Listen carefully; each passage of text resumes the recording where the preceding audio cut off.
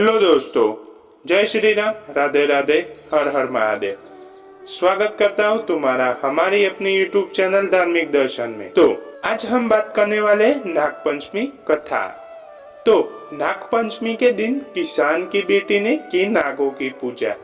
यह आप सुने नाग पंचमी की कथा। तो आप हमारे यूट्यूब चैनल पर नए हैं तो हमारे चैनल को लाइक, सब्सक्राइब और शेयर करना ना भूले। वीडियो शुरू करते हैं तो आप ध्यान से सुनना कि क्या था रहस्य नाग पंचमी का।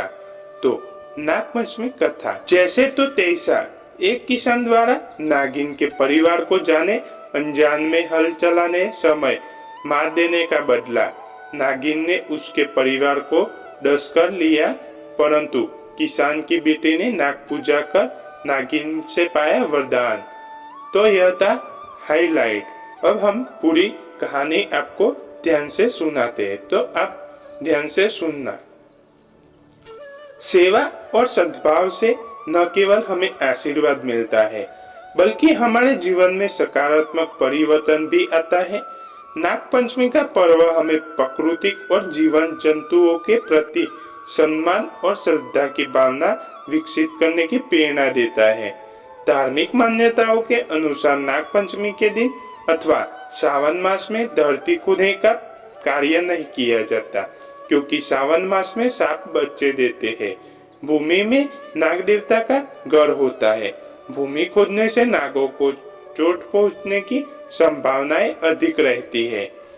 नाग पंचमी की कथा यह बताती है कि सच्चे मन से की गई पूजा और भक्ति का फल अवश्य मिलता है। कोई भी अपराध अथवा पाप क्यों न हो, सच्चे मन से प्रायश्चित करने पर पाप फल से मुक्त अवश्य मिलता है। तो अब हम शुरू करते हैं नाग पंचमी की कथा। तो एक किसान की कथा का संदर्भ प्राप्त होता है।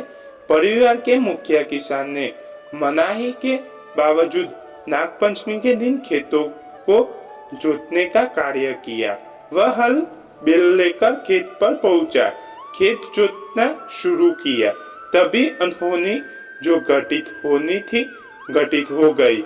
एक नागिन के सभी बच्चे हल के फाल से कवलित हो गए। तभी वहां नागिन आ पहुंची और क्रोध से पागल होकर उसने किसान को डस लिया, जो उसी क्षण वही ढेर हो गया।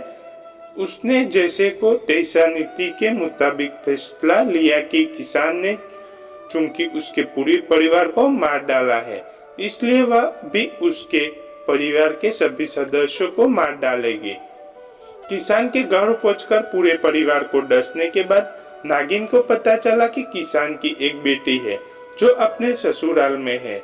उसे भी डसने के इरादे से जब वह दूसरे गांव पहुंची तो देखा कि किसान की बेटी नाग पूजा का अनुष्ठान कर रही है और धूप दीप नैवेद्य दूध से नागों की पूजा कर रही है। यह देखकर नागिन के मन से बदला लेने का विचार खत्म हो। नागिन होकर प्रसन्न होकर लड़की से कहा, तुम्हारी पूजा और भक्ति से मैं बहुत प्रसन्न हूँ।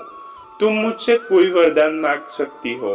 लड़की ने विनम्रता से कहा, मेरा परिवार बहुत निर्धन है, कृपा हमें धन समृद्धि का आशीर्वाद दीजिए तथा उसके परिवार को जीवन दान दीजिए। नागिन ने जितने भी उसके परिवार के लोगों को डसा था उनकी जगह खींचकर निकाल दिया गया और आशीर्वाद देकर चले गए। इस प्रकार नाग पंचमी से जुड़ी कई कथाओं का संदर्भ प्राप्त होता है।